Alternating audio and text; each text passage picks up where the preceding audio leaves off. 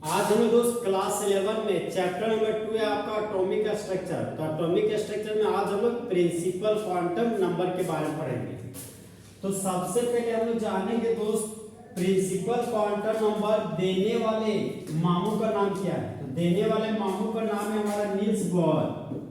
Principal quantum number देने वाले scientist का नाम है आपका नील्स बोर। आखिर प्रिंसिपल क्वांटम नंबर का सिंबल क्या होता है, मतलब प्रिंसिपल क्वांटम नंबर को हम लोग किस सिंबल से दिखाते हैं। तो प्रिंसिपल क्वांटम नंबर का सिंबल हो गया आपका स्मॉल n। अब दोस्त नेक्स्ट पॉइंट में आते हैं। नेक्स्ट पॉइंट हमारा n can have any positive non zero whole number value. इसका मतलब हो गया दोस्त कि प्रिंसिपल क्वांटम नंबर के पास कोई भी पॉजिटिव नॉन जीरो पूर्ण संख्या का मान होता है। नॉन जीरो का मतलब हो गया दोस्त जीरो को छोड़कर जो भी वैल्यू बचता है उसको बोलते हैं नॉन जीरो डिजिट। तो यहाँ जहां पर n है हमारा सेल का नंबर, यहाँ पर सेल हमारा फर्स्ट सेल हो सकता है, सेकेंड सेल हो सकता है, थर्ड सेल हो सकता है, फोर्थ सेल, 5 6 7 8 9 10 सेल, मतलब एनी सेल हो सकता है। अब हम दोस्त नेक्स्ट पॉइंट में आते हैं।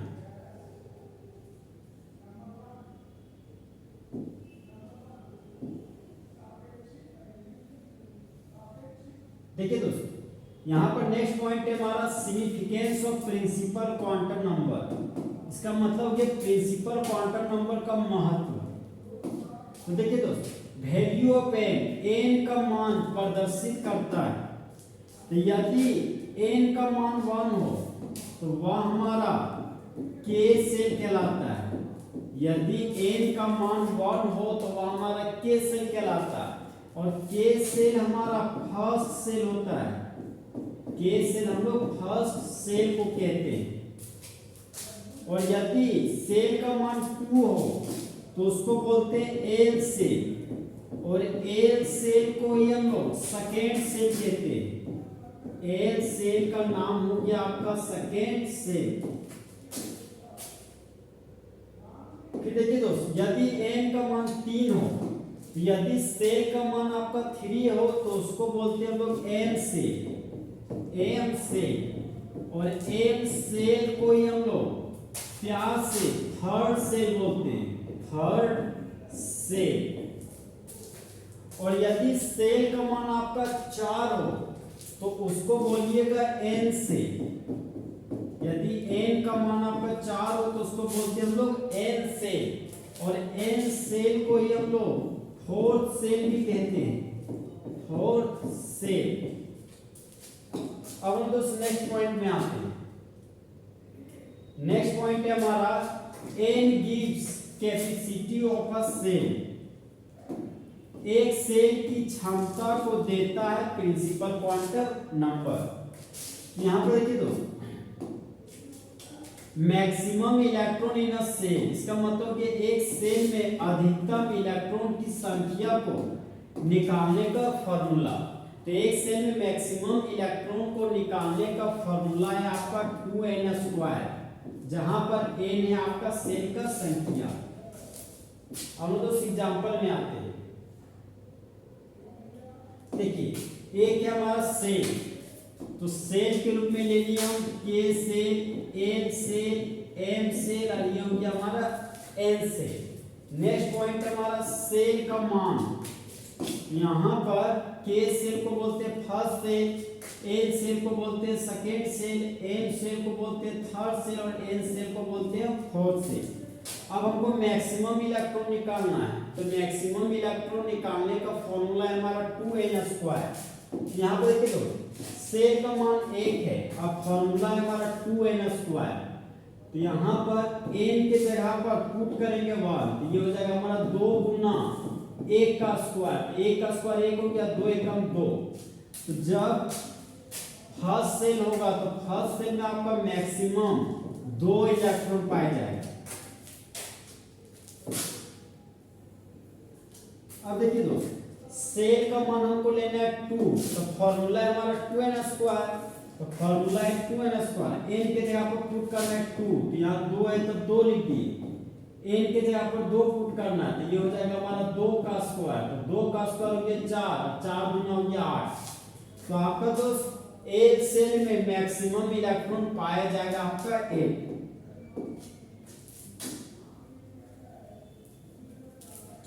अब देखिए दोस्त, यदि सेल का मान हम लोग 3 रखते हैं तो फॉर्मूला है 2n², तो सेल का मान 3 है, तो यहाँ पर हो जाएगा आपका 3 का स्क्वायर, तो 3 का स्क्वायर हो गया 9, और 9 दूना हो गया आपका 18। तो थर्ड सेल में मैक्सिमम आपका 18 इलेक्ट्रॉन पाया जाएगा। अब यहाँ पर देखिए दोस्त, अगर मेरे पास है फोर्थ सेल, तो फॉर्मूला है 2n², तो 2 है, तो सेल का मान है हमारा 4, यहाँ पर हो जाएगा हमारा 4 का स्क्वायर, 4 का स्क्वायर हो गया 16, 16 दूना हो गया आपका 32। तो एक सेल में मैक्सिमम आपका 32 इलेक्ट्रॉन पाया जाएगा। अब हम दोस्तों नेक्स्ट पॉइंट में आते हैं। नेक्स्ट पॉइंट हमारा बोलते हैं n gives number of orbitals in a shell. एक सेल में ऑर्बिटल की संख्या को देने वाला हमारा प्रिंसिपल क्वांटम नंबर होता है। तो यहाँ पर देख सकते हैं हम लोग दोस्त कि number of orbital in a shell, एक सेल में ऑर्बिटल की संख्या को निकालने का फॉर्मूला है हमारा n², जहां पर n है हमारा सेल नंबर। अब हम लोग नेक्स्ट पॉइंट में आते हैं। देखिए दोस्तों, पॉइंट नंबर 4 हमारा बोलता है n gives energy of shell या ऑर्बिटल। इसका मतलब हो गया कि सेल के एनर्जी को देने वाला हमारा प्रिंसिपल क्वांटम नंबर होता है। मतलब प्रिंसिपल क्वांटम नंबर की मदद से हम लोग किसी सेल या ऑर्बिट में एनर्जी को कैलकुलेट कर सकते हैं। तो यहाँ पर हो गया दोस्त, एनर्जी ऑफ सेल या orbital is directly proportional to value of n। इसका मतलब हो गया दोस्त, एक हाथ में सेल है हमारा, एक हाथ में हमारा सेल का एनर्जी है और दूसरा हाथ में हमारा सेल का मान है। तो जब सेल का मान बढ़ाइएगा तो सेल का एनर्जी आपका बढ़ेगा, क्योंकि ये एक दूसरे के डायरेक्टली प्रोपोर्शनल है। यहाँ पर सेल का मान बढ़ा रहे हैं तो एनर्जी भी हमारा क्या हो रहा है, बढ़ रहा है। अब हम लोग दोस्त नेक्स्ट पॉइंट में आते हैं। नेक्स्ट पॉइंट हमारा बोलता है n gives the size of orbitals. Orbital का साइज देने वाला हमारा प्रिंसिपल क्वांटम नंबर होता है। और हम लोग जानते हैं दोस्त कि size of orbital directly proportional to value of n। अगर n का मान बढ़ाइएगा तो ऑर्बिटल का साइज आपका बढ़ेगा। तो एक हाथ में हमारा ऑर्बिटल का साइज है और दूसरा हाथ में सेल का मान है, तो जब सेल का मान बढ़ाएंगे तो ऑर्बिटल का साइज आपका इंक्रीज करेगा। अब आते हैं दोस्त एग्जांपल में। एग्जांपल के रूप में ले लिया ऑर्बिटल, ऑर्बिटल के रूप में ले रहे हैं 1s ऑर्बिटल, 2s ऑर्बिटल और 3s ऑर्बिटल। तो अब हमको n का मान लिखना है। ये हो गया आपका 1 सेल, s हो गया सबसेल, ये हो गया आपका 2 सेल, s हो गया सबसेल, 3 हो गया सेल और s हो गया आपका सबसेल। तो यहाँ पर n का मान पुट करना है, तो 1s में सेल का नंबर हो गया 1, 2s में सेल का नंबर हो गया 2 और 3s में सेल का नंबर हो गया आपका 3। अब लोग शेप में आते हैं। हम लोग जानते हैं कि s सबसेल का शेप होता है आपका स्फेरिकल। तो यहाँ पर 1s का शेप देखिए स्फेरिकल है, 2s का शेप थोड़ा सा बड़ा है 1s से और 3s का शेप 2s से थोड़ा सा और बड़ा है। तो यहाँ पर हम लोग देख सकते हैं दोस्त कि जब सेल का मान बढ़ रहा है तो ऑर्बिटल का साइज हमारा क्या हो रहा है, इंक्रीज कर रहा है। तो हम लोग बोल सकते हैं कि ऑर्बिटल का साइज डायरेक्टली प्रोपोर्शनल है n के मान के। वैल्यू ऑफ n पर डिपेंड करता है हमारा ऑर्बिटल का साइज। तो इस तरह हमारा दोस्त फुल एचडी में प्रिंसिपल क्वांटम नंबर खत्म हुआ। तो दोस्त चीते की चाल, बाल्स की नजर और हिमांशु कुमार के सॉल्यूशन पर कभी शक नहीं कर सकते।